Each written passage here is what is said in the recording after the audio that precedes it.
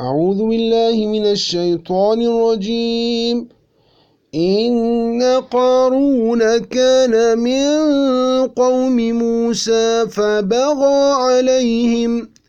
وآتيناه من الكنوز ما إن مفاتحه لتنوء بالعصبة أولي القوة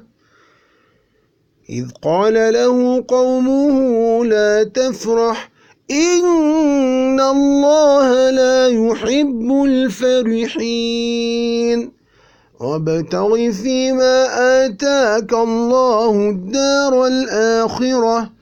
ولا تنس نصيبك من الدنيا وأحسن كما أحسن الله إليك ولا تبغ الفساد في الأرض إن الله لا يحب المفسدين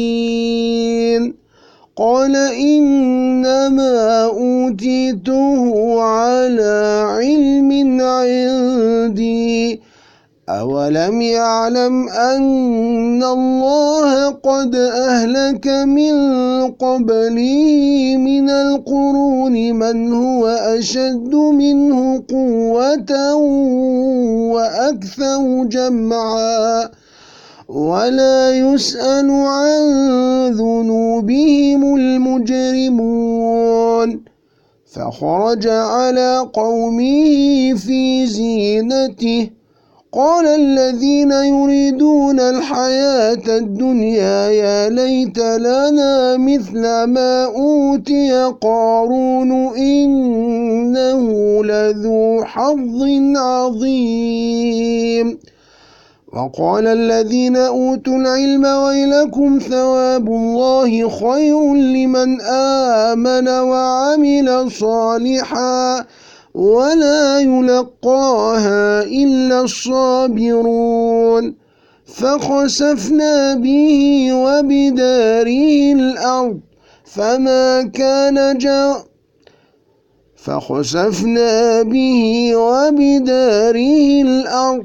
فما كان له من فئة ينصرونه من دون الله وما كان من المنتصرين وأصبح الذين تمنوا مكانه بالأمس يقولون ويك أن الله يبسط الرزق لمن يشاء من عباده ويقدر لولا أمن الله علينا لخسف بنا ويكأنه لا يفلح الكافرون تلك الدار الآخرة نجعلها للذين لا يريدون علوا في الأرض ولا فسادا والعاقبة للمتقين من جاء بالحسنة فله خير منها ومن جاء بالسيئة فلا يجزى الذين عملوا السيئات إلا ما كانوا يعملون من جاء بالحسنة فله خير منها ومن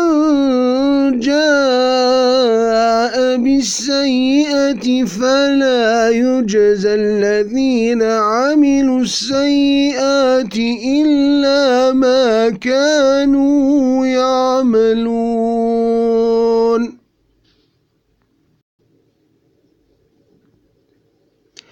إن الذي فرض عليك القرآن لرادك يردك إلى معاد قل ربي أعلم من جاء بالهدى ومن هو في ضلال مبين وما كنت ترجو أن يلقى إليك الكتاب إلا رحمة من ربك فلا تكونن ظهيرا للكافرين ولا يصدنك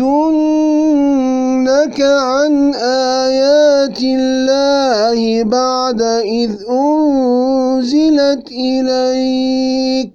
وادع إلى ربك ولا تكونن من المشركين ولا تدع مع الله إلها آخر لا إله إلا هو كل شيء هالك